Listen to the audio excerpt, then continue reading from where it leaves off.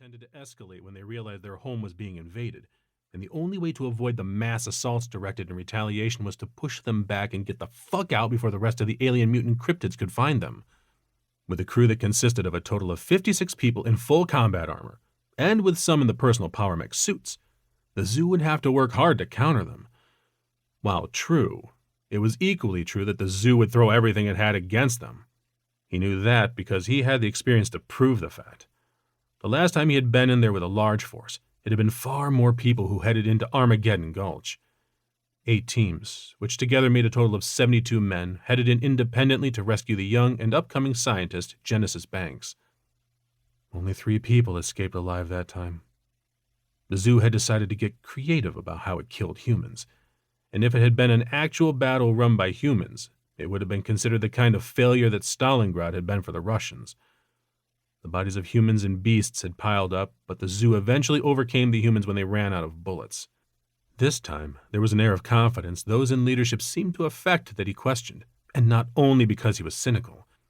He noticed that Team Heavy Metal was conspicuous by their absence, which both made sense and should have waved a warning flag. They were generally regarded as the most successful and the most competent and professional of all the merc teams, possibly in the entire zoo area. If Heavy Metal didn't participate, it wasn't due to a lack of courage or resources. It was because they knew the expected outcome and chose not to be a part of something likely doomed from the start. Those who had signed on, however, seemed to have forgotten a few basic truths, and it included a few full-sized combat mechs. By now, Brash should know those things had no place in the zoo, like most vehicles. The jungle had the uncanny ability to identify the biggest threats and learn their vulnerability. It would target those first, and God help the men inside if the mutants managed to topple them. These massive machines had a role and could be very effective at the wall or outside the floral area, but in his opinion, which he'd shared with little effect, they would be more of a hindrance than a help in the jungle. Sometimes human arrogance meant you died before some useless lucky asshole learned from your mistakes, because your dead ass certainly had no use for the knowledge anymore. "Hey, Ginger," one of the men called on the open communications channel from the other side of the line he was leading.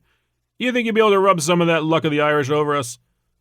"That's Gunnery Sergeant Ginger to you, Corporal," Taylor snapped in response with mock sternness. "And while I'm sure no one wants to see you and I rub anything together," he continued, "you should know that my luck comes from Scotland, not Ireland." "Scotland and Ireland are basically the same thing, aren't they?" the Corporal asked. "Let's see if you still think that when the IRA bombs the shit out of your house, shit for brains," he retorted, and flexed his shoulders to ease the stiffness. It was a good idea to maintain the banter between his men. Not all of them were the veterans he and others were. While they were professional soldiers and would act that way until the pants-shitting terror descended on them, it was good for them to see the veterans chatting about it like it was no big deal.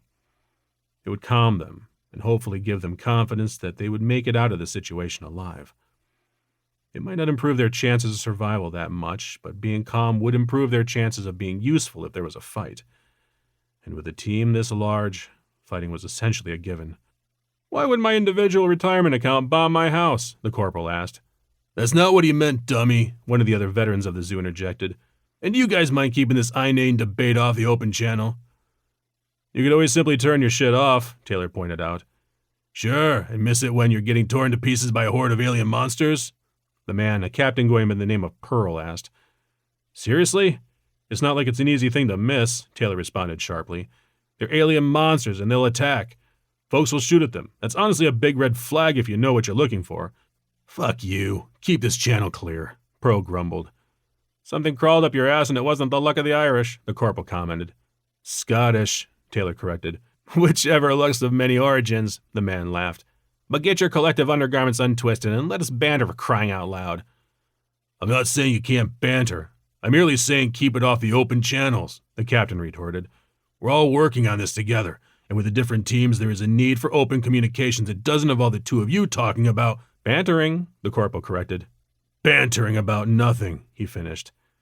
"Excuse you, but we are having a very important conversation about...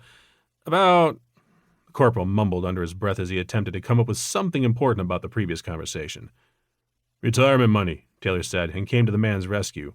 Irish terrorism during the 80s, as well as the origins of the members of our team. Incredibly important topics."